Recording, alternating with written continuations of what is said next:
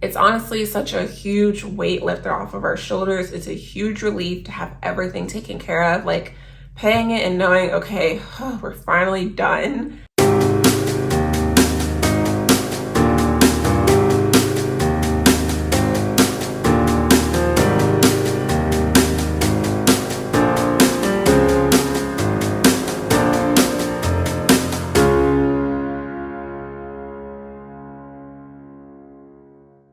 Like we told you guys when we first found out in January, we did find out this year that we ended up owing the IRS over $4,000 for the 2022 tax year. This was definitely something that caught me off guard because it wasn't expected. With this just being January, we had just made a lot of goals for the year as far as financial goals and how we're going to achieve certain things and how we're going to have our balance by $92,000 with our mortgage by the end of the year, and savings goals. And we talked about how it was just going to be really tight because the amount of money that we plan to make in 2023 is not going to be as much as 2022. And then we found out that we're going to end up owing the IRS over $4,000. So the first thing that came to my mind was that we were going to end up having to take from our emergency fund, which I really didn't want to do because another one of our goals for this year was to up our emergency fund by $4,000. And this would pretty much wipe it out. Definitely had to make a game plan very quickly. As we talked about in our 2023 video, what we decided to do starting in 2023 was to save $625 per month towards our taxes already. So that did give us a boost. The $625 per month, saving that in January, February, March, and April would actually put us at about $2,500 already. So our property taxes was already due in February, so we were saving in 2022 for that.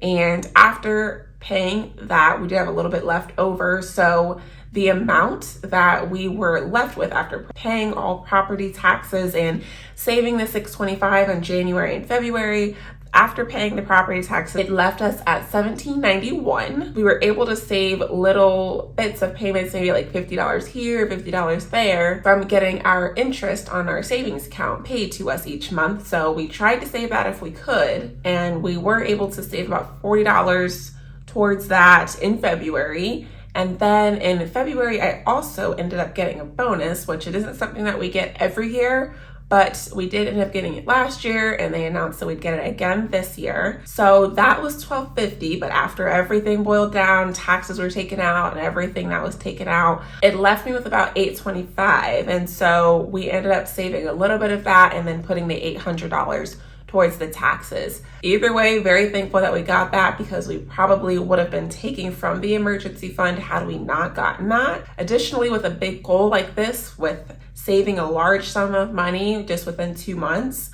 I didn't end up kicking the overtime into overdrive. I did 30 hours of overtime on 2 different pay periods. So within 2 paychecks, both of those had a nice amount of overtime on them.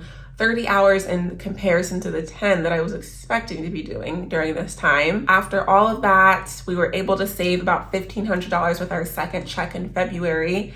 After all of this, at that point, which was late February, our balance was sitting at about $41.36. And then, as I've been talking about, I have been doing Uber Eats and DoorDash where I can. I've been doing it about 2 times a month. So I typically make about, let's say, $75 to $100 each time I go out. So just within that one time that I'm working, I've been trying to save majority, if not all of that, if I can. In February, we were able to save about $90 from that money that I made with that. And then shifts that Dennis picked up at times, both March and April, that left us with $325, so about $650 together. That money we put straight towards it as well. We're playing no games. Like, we were trying to get this money saved up as quick as we could. And then from my DoorDash / Uber Eats shifts in March, we were able to save $95 with that.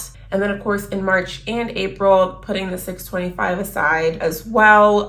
In April, we didn't put it aside. We just left it in the checking because we knew that these taxes would be due very close in April. Comment down below. Let me know if you filed your taxes. As I'm filming this video, we got 2 days left until tax day. So that was really it as far as a breakdown of everything that we saved up as quickly as we could. By the time April the 9th came around, we took $5,600 out of our savings, moved it to the checking to go ahead and pay for everything we could. The total amount that we owed was the $4,400 for the IRS, $700 to state, and then about $1,000 to local taxes. Now that local tax, it did include any amount of money that we did not already pay for the 2022 taxes. We also have to pay a quarter of our 2023 taxes by tax day. So after that, we still are actually going to owe for the local tax about $1,000 more. By the end of the year, they have us pay it quarterly, but we're planning to have that paid by next quarter just to get it out the way. And with the $625 that we're saving up every month, we should be able to do that. So in total, everything that we ended up having to pay this last week, $6,200. It's honestly such a huge weight lifted off of our shoulders. It's a huge relief to have everything taken care of, like paying it and knowing, okay, we're finally done. It was just such a great feeling. So at this point, we are still tweaking what we can so that way we don't have to run into this again next year. Ideally, what I'd like to do is save about $825 each month moving forward, starting in May.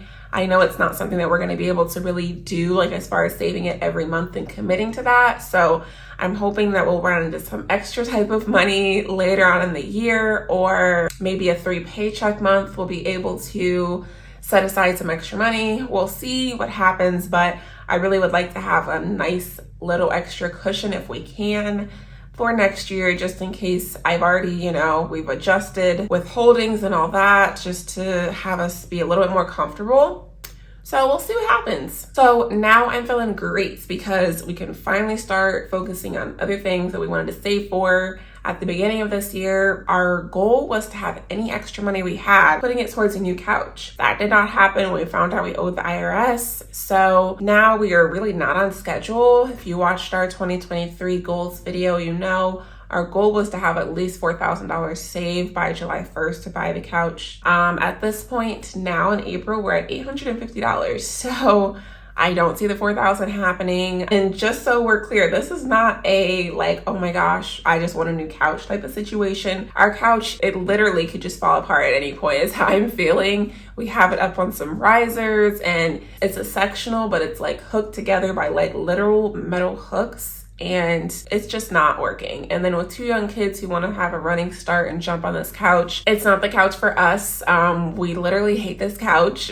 It's a couch to sit on at the end of the day, but overall, we hate this couch. We need a new one ASAP, so we're probably just gonna end up having to get a cheaper couch. Hopefully, we can still get a good one, because maybe that was our problem last time, settling for a cheaper couch, which at that time in 2020, $1,300 on a couch did not feel cheap. So that's where we're at. I'm hoping that I will get some type of extra money in July. So maybe we're gonna end up having to push this out until mid-July. We can get the couch. Not expecting it to hit $4,000, but please wish us luck in the comments. We need it. At this point, that's where we're at. We've saved up all the money. Luckily, did not have to touch our emergency fund for this at all. And I'm glad, because as you all know, with our oven situation that happened in the past month here, we had to take from our emergency fund from that. If you guys hear rain, sorry, all of a sudden it started raining.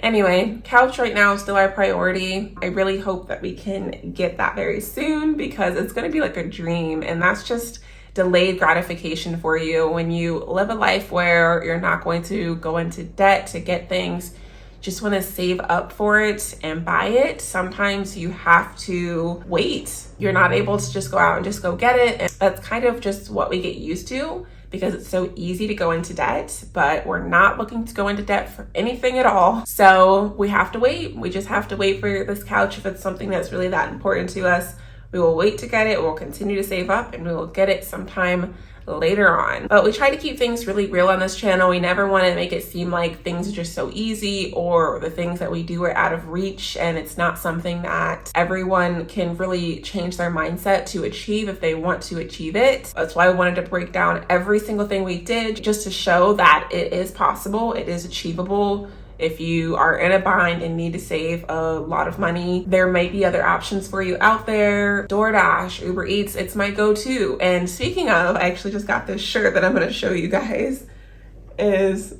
my DoorDash Uber Eats shirt that I just got. I just ordered it off Etsy last week. If you are someone who also does DoorDash / Uber Eats and you want to get one, it is linked in the description. I personally just wanted to get one of these because a lot of times, even though it is something where you're contracting out of your own vehicle, a lot of times I just feel a little like off, like doing it just in regular clothing. I liked for people to be able to easily identify me, and not only the customer, but also the stores that I'm coming to, they know, okay, what I'm here for. And I just feel like it makes you look a little bit more like you take things seriously, and I just want to make sure I look like I'm like doing a job. Since I'm doing a job, I want everyone to be able to see that just by looking at me and show that I, take this seriously. So I'm very excited about the shirt. I want to look like I am working the part. I actually like doing it. It's fun. It's different. You get out the house. If you're someone who likes driving, I think it's perfect for you. So I have a lot of fun with it. But if you enjoyed this video, please like the video. If you are not subscribed, why not? Please subscribe. And we will see you in our next video.